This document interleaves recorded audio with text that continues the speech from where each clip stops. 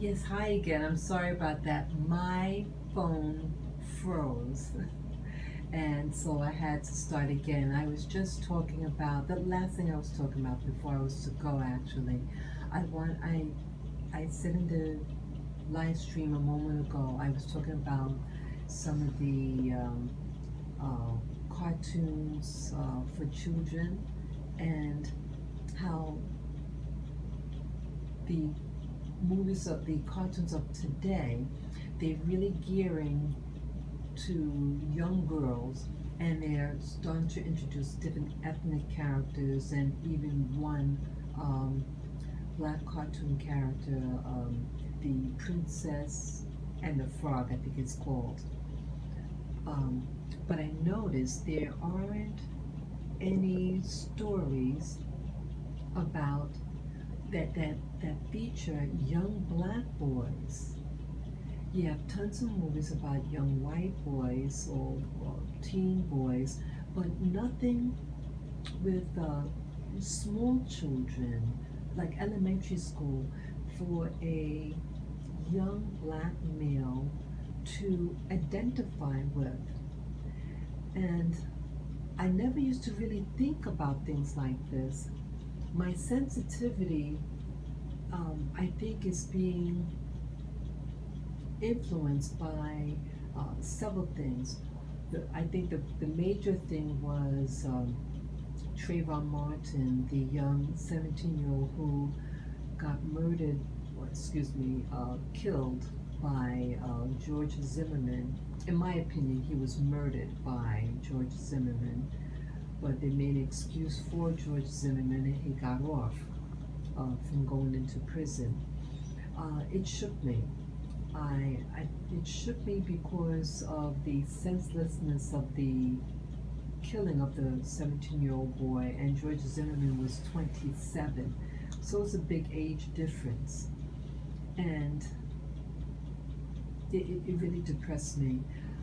Again, I have nephews, I have brothers, and so it could have been one of them that got killed. So I took it kind of hard. I think that was my first awareness. And then I shared with you before, some time ago actually, I shared a dream that I had as a teenager. I think I was 19 at the time, and I remember I used to have these dreams about, um, initially they looked like black men, young black men, and they were chasing me. And this was like a constant nightmare that I had. And then one day, the same scenario, I was being chased and I was in a lot of fear. But this one particular dream, I turned around and I said, "Why are you chasing me?" Or "What do you want?" Something like that. But when I turned around and said that, it wasn't a male, I mean, a man, or even a teen. It was a little child, maybe a 5-year old. And the little child, it was a dark skinned black child, black male child, and he was crying. And he just looked at me with, sniffling, and nothing happened to me. And then the dream ended, and I never had a dream like that again.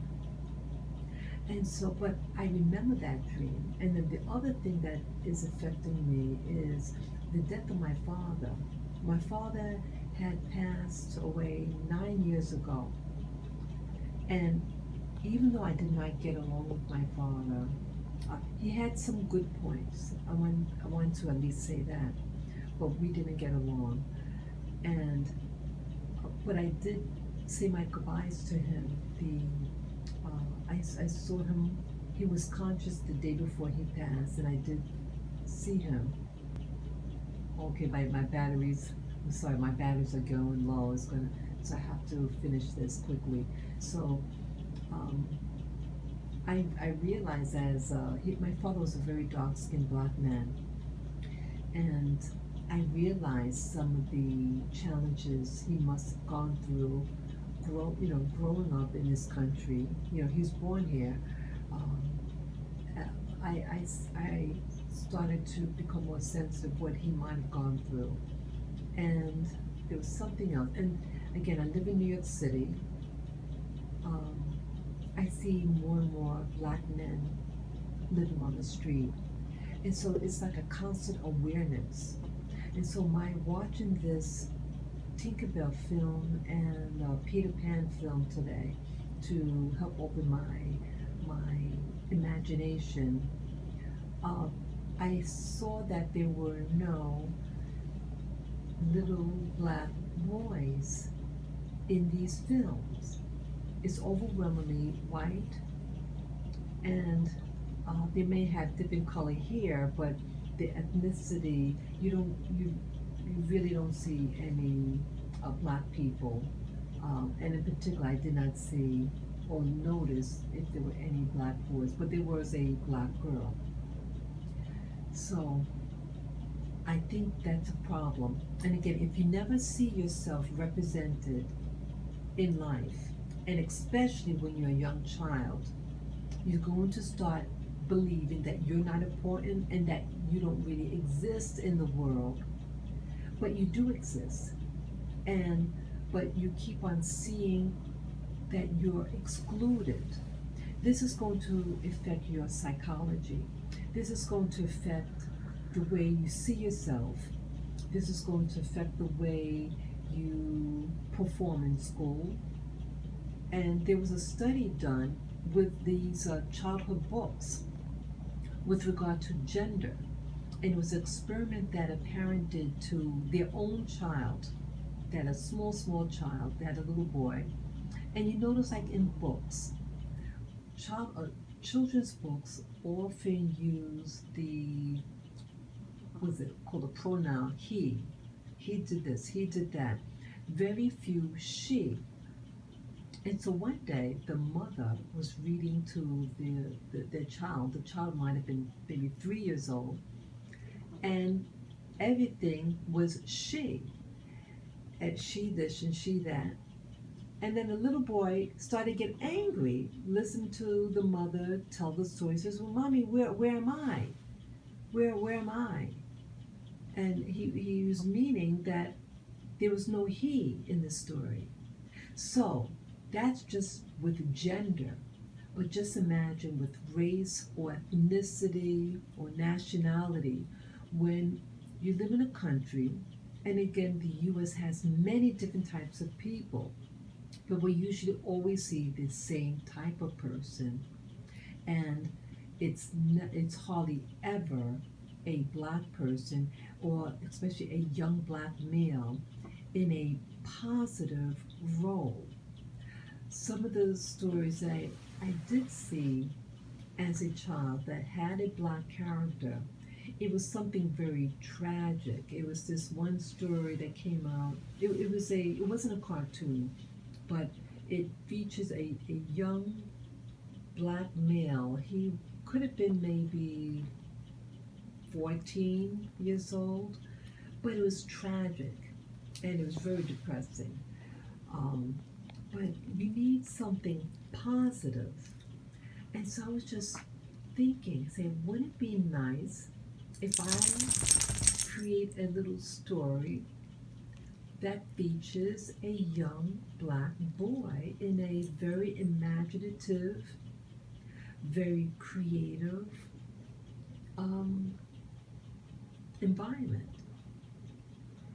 I think that would be really positive.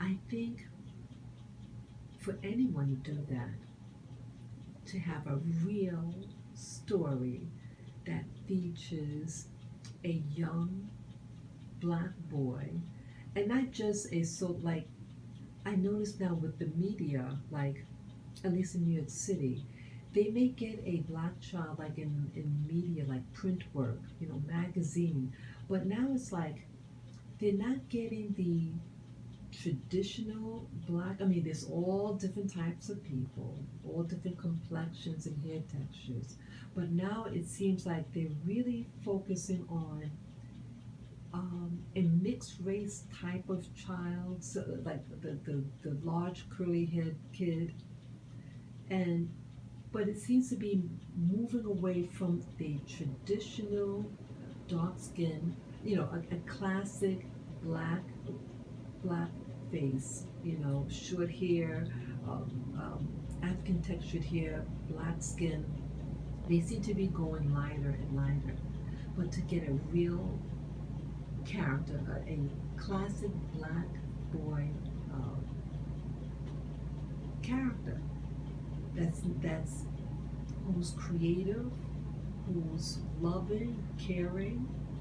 I would like something like that. Maybe something that I could. Sorry, maybe it's something that I could pray about and maybe even develop. So I so that's all that I have to say in this live stream. Again, this is really like a part two. My other uh, live stream that I just did, it cut itself off.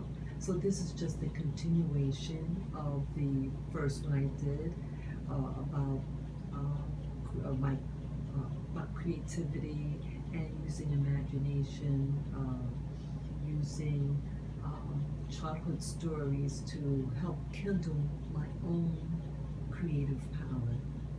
So I thank you, viewer, for watching, and may this video motivate you to tap into your own personal power, that childhood innocence that you and everyone else really do have. Okay? Take care and enjoy the rest of your evening. Bye bye.